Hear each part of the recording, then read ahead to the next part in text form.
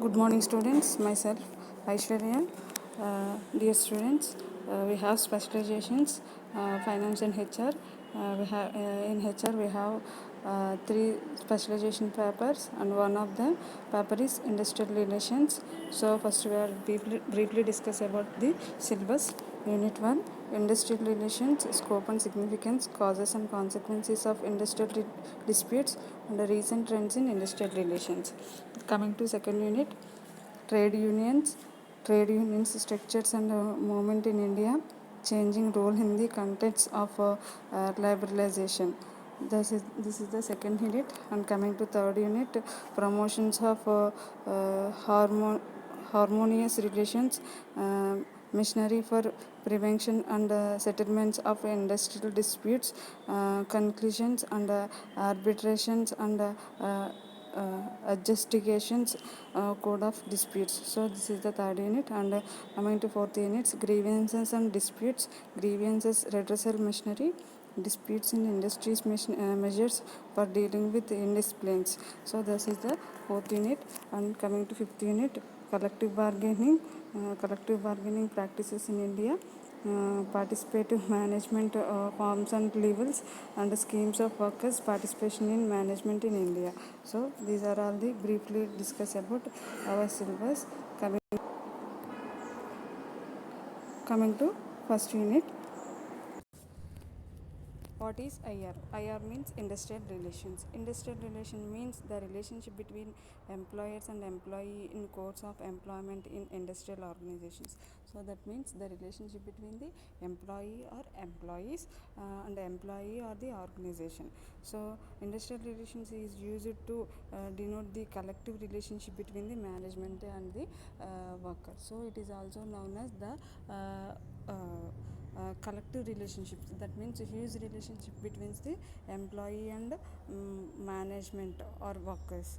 So industrial relations is used to cover such aspects of industrial life as trade, unionism, collective bargaining, workers participation in management, disputes, disciplines and industrial disputes. Definition: according to J.T. Dunlop, industrial relations are the complex relationship among managers, workers, and agencies of the government. That means the relationship between the workers, managers, and government agencies along all these three elements is concluded to the industrial relations. And nature of industrial relations: industrial relations is concerned with the relationship between the management and workers and the role of regulatory mechanisms in resolving any industrial disputes. Under the industrial relations participate management, employee development, employee remunerations, employee safety and health. So the main important of the industrial relations, we mainly concentrated about the employee participation and along through management, employee development and employee remuneration. So discuss about the employee remunerations and employee safety. That means health and insurances that like that. And features of industrial relations: there are some features of industrial relations. Industrial relations are uh, outcomes of employment relationship in an industrial enterprise. These relations cannot exist without the two parties, namely employers and employees. So that means relation not only exist with the employee and employers, the whole of the industry. So industrial relations systems creates rules and regulations to maintain harmonious relations. Industrial relations have some rules because of they maintain good relationships in the organization. The government intervenes to shape the industry relations through laws, rules, agreements, terms and characters. So that the government involvement is the more important because of we are running in industries through government permissions, through law, rules and agreements, terms and characteristics. Several parties are involved in the industrial relationship systems.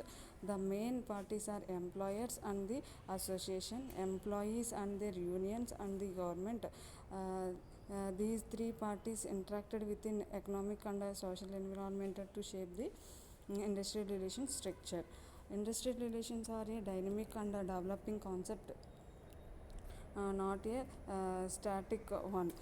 They undergo changes with the changing structure and scenario of the industry as and when change occurs. Industrial relations include both individual relations and collective relationships. It is concentration about the individual employee and collective relationships. Objectives of the industrial relations. So we have to achieve some objectives through industrial relations. So to maintain the industrial democracy based on participation of labor in the management and gains of industry, to raise productivity by regarding tendency of a high labor turnover and absenteeism. So high turnover is high and low absenteeism is the main concept of the industrial relations. To ensure workers participation in management of the company by giving terms a fair say in decision making and forming policies. To establish a proper channel of communication. To establish a proper channel of communication means the employees speak their opinions freely to the management. To safeguard the interest of the labor as well as management by securing the highest level of mutual understanding and goodwill between the sections in an industry. To avoid all to avoid all forms of industrial conflicts, so as to ensure industrial peace by providing better living and working standards for the workers. So in the industries, to avoid the conflicts and to reduce the conflicts in the industrial relations, at the same time give to better living to the workers and better standards for the workers. So these are the main objectives. So maintain the good relationship between the employee and management, and reduce the absenteeism and concentrated about the high productivity. At the same time,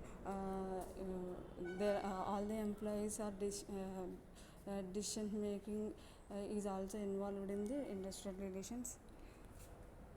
Importance of industrial relations, uninterpreted production. The most important benefit of industrial benefits is that it ensures continuity of production. This means continuous employment for all involved, right from managers to workers. So that means continuous employment for all the employees are right to the worker, management to the workers. Reduction in industrial disputes. So good industrial relations reduce industrial disputes. So they make strictly grievances and lockdowns, lockouts are some of the reflections of industrial unrest. Industrial peace helps in promoting cooperations and increasing production. High moral. Good industrial relations improve the moral of the employees and motivate the worker to the more and better. And next one is reduce the wastages. Good industrial relations are maintained on the basis of cooperations and recognition of each other. So that is the main concept. So every employee cooperated with other employees, and maintain the good relations. So that way we reduce the wastage of time and wastage of the product, materials, manpower, and cost. Contributed to incoming growth and development. So thank you.